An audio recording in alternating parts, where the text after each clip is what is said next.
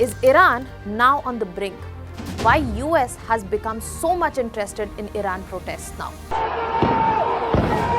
What is the opportunity that US is smelling, and what does this mean for Iran and the globe?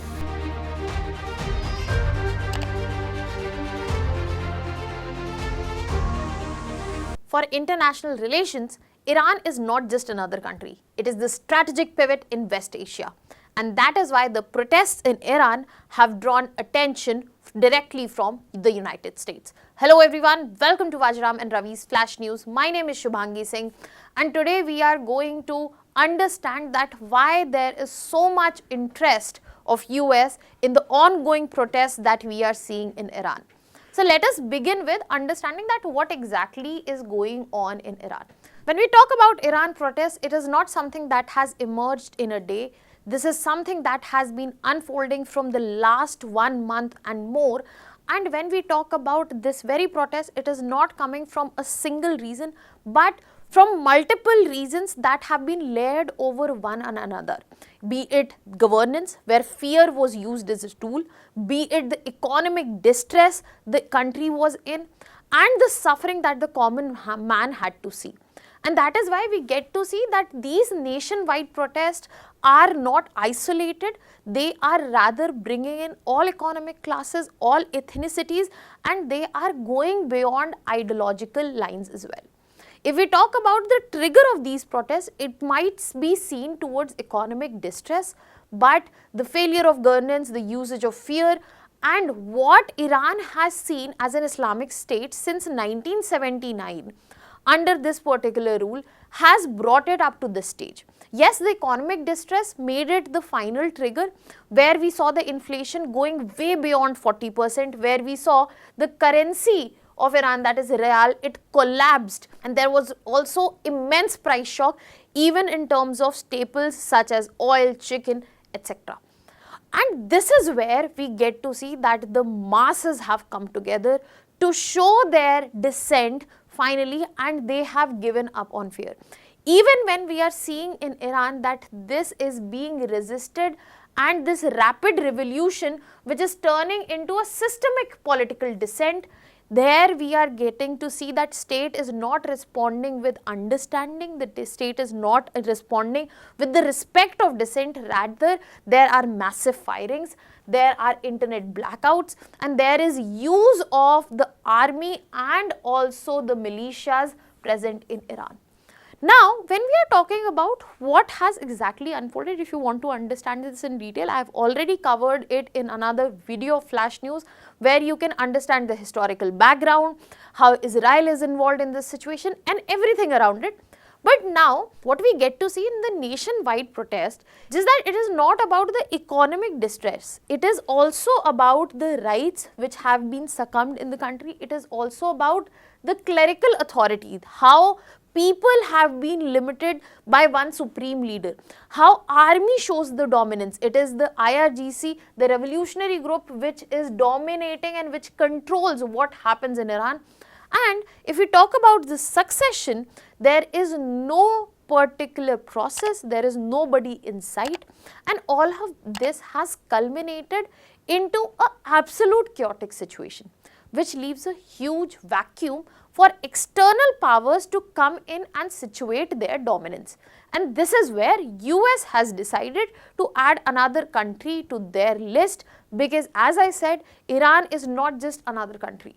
It is a strategic pivot in West Asia in terms of resources, in terms of the voice it wants to send, and what kind of hold Asia and West Asia will see. And that is why US has clearly signaled that they are ready to use strong options, even military action, in order to bring this escalated situation to some normality. Now the question here is, why US is so interested in Iran, which is so far away? What does Iran bring on the table for US? For this, let us unfold the situation in Iran a little more deeply, because when we are talking about Iran, this particular cycle of protest has been seen. From the 2000s, there have been multiple episodes of protest. The most recent one in 2023 when there was custodial death of Mahsa Amini, and during that protest, state again used the similar cycle of repression, where again more than 500 people were killed, including some minors. Now, we have seen this cycle of protest, but this protest of 2026-25 marks a different, because as I said, it is culmination of multiple things. First, we get to see we don't know what is coming next. First, Iran doesn't know what is coming next in terms of leadership. When we are talking about the supreme leader, that is Ali Khamenei, he is extremely aged and there is no successor that looks in place. And as of now, the protest is not coming from one single class. It has urban middle class, it has workers, students, minorities, and this is being led by women. This protest has been named as Women, Life, Freedom. This is the most important slogan, the thought of this very protest. And this clearly shows that there is overall structural stress which is present across the structures, be it the leadership, be it the governance, be it the economy, where we are seeing because of sanctions, the economy has already crumbled. If you see the initial years from 2010 to 16, it was during the presidency of Obama and the sanctions were tightened, and we get to see, as soon as sanctions were tightened, we get to see a dip and inflation goes higher, and similar pattern you will see here. As soon as he hit 2025, the inflation is going above and beyond 40.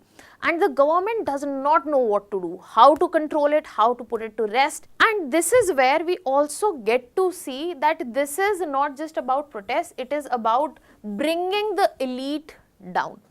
And all of this situation, that means there is no institution, no structure which is not plagued with this chaos.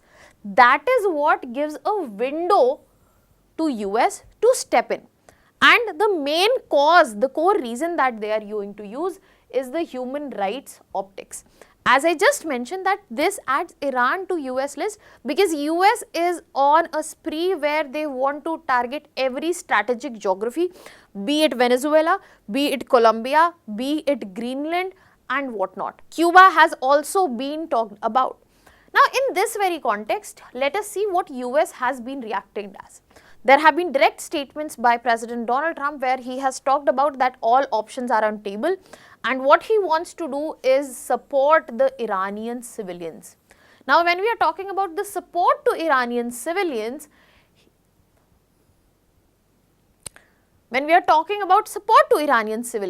US is ensuring that by sending concrete signals that we are ready for military actions, because if you talk about the US bases in the Gulf region, which you can see marked in the given map, you will see that the heightened alert is present there. Apart from that, US is also maintaining a strategic ambiguity. They are not outrightly saying anything. They are just pressurizing Iran. They are telling all their allies in the Gulf that we are there to ensure the stability in the region. We will protect you, and they want to use this protest against the regime to bring in balance and also support their main ally in this situation, that is Israel. Now, straight away diving into understanding that what are the reasons that US is using to get an entry into this situation. The first reason that US is saying, the US is framing, is the human rights, which is a very strategic entry point because US has decided to enter a country either by force or diplomacy. The main angle they want to talk about is restoring democracy, protecting the human rights, the civilian rights, and US is framing this involvement that civilians are being killed, internet shutdown is happening, there are arbitrary detentions. That means the civilian rights are in huge questionable position. And if this, just like Greenland, if US gets to take an action on military action in Greenland, if US takes similar action on Iran, then that opens a floodgate. Floodgate in terms of that there will be an international legitimacy to it. Any country in the name of bringing the civilian rights to the country can do anything. For example, Russia, Ukraine, for example, China, Taiwan. All of these situations will get international legitimacy, and US is doing this so that there is a proper reason that can be showed in front. That is okay with people. Okay, why US is doing this? US is doing to protect this country, protect the rights of this country, and this has been previously seen from US and be it Libya, be it Syria, all of these. However, we have to be very clear that human rights is not the end goal. This is a route where human rights is a pit stop, is a reason, but the end goal is very different here. And this selective invocation clearly shows that there is a very clear strategic layering that US is going to follow up with. Another big reason that is right in front of us, that why US is eagerly waiting to enter this situation, is the long-standing US-Iran strategic rivalry. So if we talk about 1979, when we saw Islamic Revolution and the establishment of Islamic State, before that we had the rule of Shah in Iran, and that was when there was a very strategic partnership, very strong alliance from Iran's end towards US. After that, when we saw the fall of Shah rule and Islamic Revolution come in and the establishment of this theocracy, there was an embassy crisis, ideological opposition, and US was thrown out as an ally.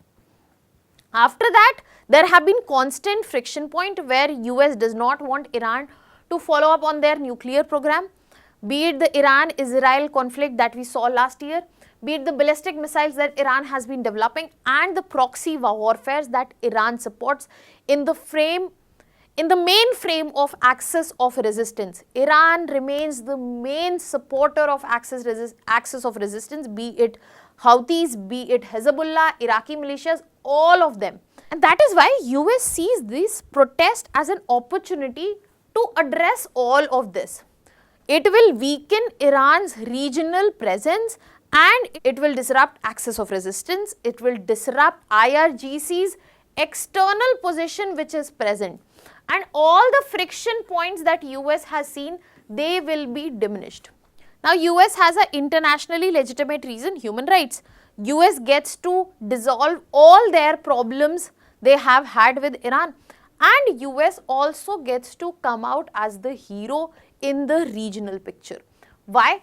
Because US has always been concerned that how Iran can hamper Israel directly, how Israel remains in a questionable position, how Iran's unstable behavior can create Gulf instability, and also how Iran is in the position to choke important points such as Strait of Hormuz itself. So when we are talking about any disruption associated with Iran, that means the Red Sea shipping, that also comes into a questionable place, and the Gulf oil routes might be choked. So US wants to tell that we are here to ensure the security, we are here to ensure the stability, and we are here as a deterrence against any regional escalation that might take place. Now furthermore, it is not just about the regional influence that it will have. If you look at Iran, in Middle East, Iran lacks strategic allies. The nations have differentiated themselves from Iran because Iran has always been on a very different tangent, and it has always maintained very close partnerships, strategic partnerships with China and Russia. So diminishing Iran's position in West Asia will also allow US to take away Russia and China and take away their hold that is present in West Asia, and take away their hold which is present in West Asia. Now, three layers we have understood. There is another added layer that gives US a reason to enter is the domestic politics itself.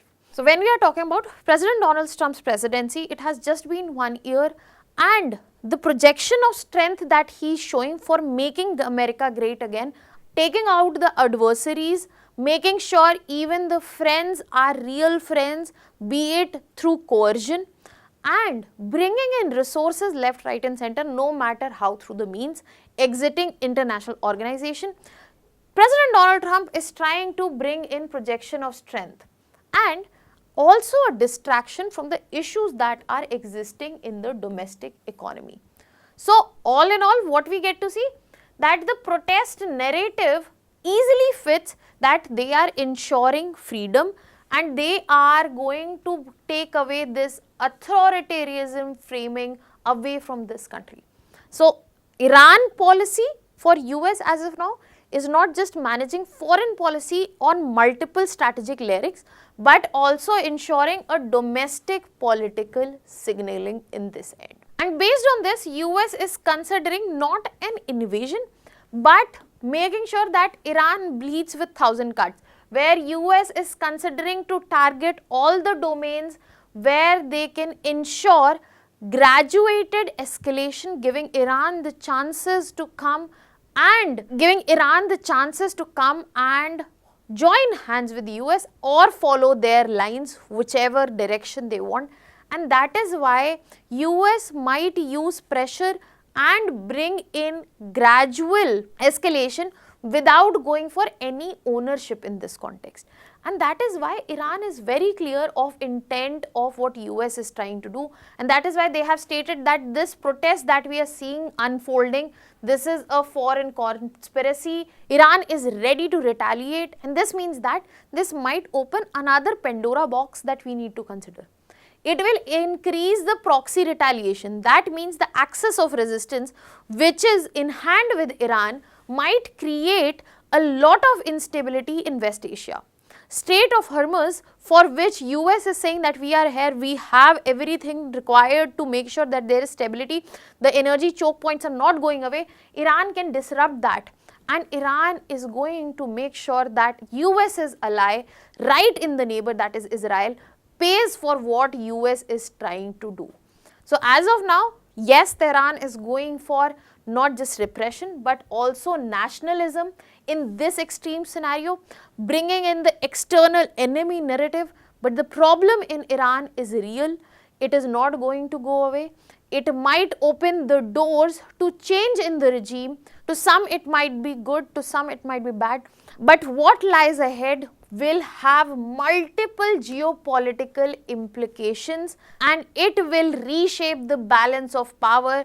It might be able to contain Iran, but we have to see on what side the motives of US and the actions of US land.